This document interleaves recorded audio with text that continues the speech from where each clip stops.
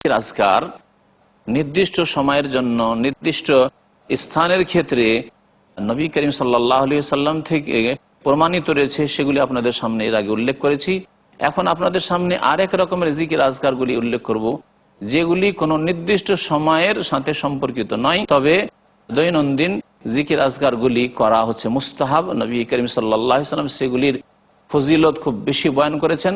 সুতরাং আপনি যদি নিজেকে আপনি উন্নত করতে চান, আপনি যদি আপনার উচ্চ স্থান তৈরি করতে চান আল্লাহ পাকের জান্নাতে, আপনি যদি ইহকাল পরকালে আল্লাহর সন্তুষ্টি পেয়ে যদি সুখী হতে চান, তাহলে এই জিকির আজকারগুলির প্রতি গুরুত্ব দেবেন। নবী করিম সাল্লাল্লাহু আলাইহি সাল্লামের সহিহ বুখারীর হাদিস একটি জিকির সম্পর্কে বলছেন যে, মান ক্বালা লা ইলাহা ইল্লাল্লাহু ওয়াহদাহু লা শারীকা লাহু লাহুল মুলকু ওয়া লাহুল হামদু ওয়া হুয়া আলা কুল্লি শাইইন কাদির। যে ব্যক্তি বলবে লা ইলাহা ইল্লাল্লাহু ওয়াহদাহু, আল্লাহ ছাড়া কেউ সত্য মাবুদ নেই, উপাস্য নেই, যিনি এক ও একক, লা শারীকা লাহু, যার কোনো অংশীদার নেই, লাহুল মুলকু, সার্বভৌমত্ব তার, ওয়া লাহুল হামদু, সমস্ত প্রশংসা তার, ওয়া হুয়া আলা কুল্লি শাইইন কাদির, এবং তিনি সর্বশক্তিমান। এই যে কালিমায়ে তাওহীদ যাকে আমরা বলে থাকি, তাওহীদের কালিমা, তাওহীদের বাক্যে যে জিকির করবে, পাঠ করবে, ফি ইয়াউমিন মিআতা মাররা, কোনো দিনে 100 বার। তাহলে দিনে যদি 100 বার করে আপনি পাঠ করেন, কয়েকটি ফজিলতের কথা উল্লেখ করেছেন। প্রথম ফজিলত হচ্ছে কানাত লাহু কাদলে আশরু রিকাবিন, তার জন্য 10 জন কৃতদাস গোলাম স্বাধীন করার নেকি হবে। আল্লাহ পাক ভালো জানেন এর অঙ্ক, যে একজন গোলাম স্বাধীন করলে কত নেকি আল্লাহ পাকের কাছে রয়েছে। 10 জন গোলাম স্বাধীন করার নেকি ওই ব্যক্তি পাবে। 2 নম্বরে বলছেন নবী সাল্লাল্লাহু আলাইহি সাল্লাম, তার হবে 100টি নেকি। একটি নেকির পরিমাণ আল্লাহর কাছে কত আল্লাহ পাক ভালো জানেন।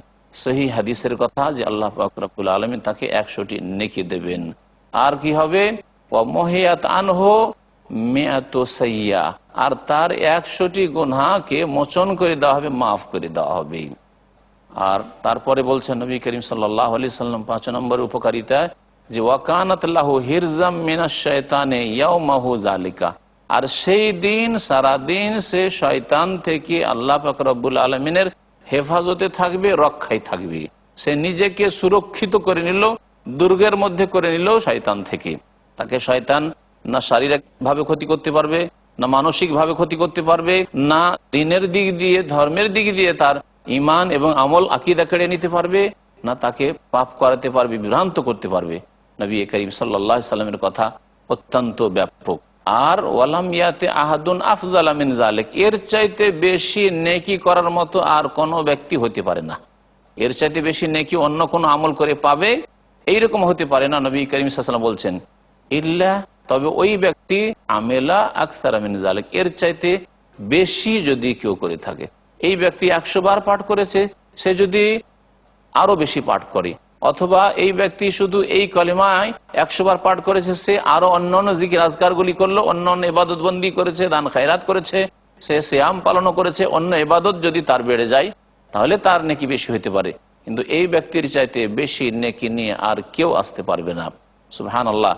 এই কালিমা আসল জিকির, এই জিকিরগুলি করতে হবে। এই কলিমা সম্পর্কে বিভিন্ন ক্ষেত্রে জিকির আজকার কথা রয়েছে। এই কলিমা নামাজের পরে জিকিরে রয়েছে, নির্দিষ্ট সময়তে রয়েছে। এই কলিমা তাহলে 100 বার করে কালিমা তাওহীদ দৈনিক পড়া নবী করিম সাল্লাল্লাহু আলাইহি সাল্লামের এই হাদিস দ্বারা প্রমাণিত।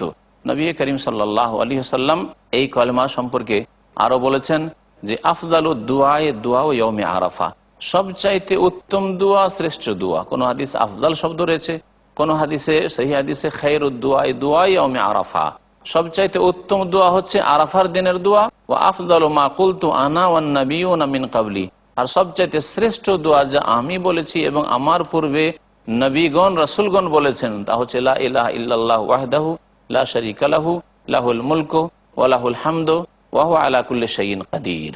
এই দোয়া সবচাইতে শ্রেষ্ঠ দোয়া।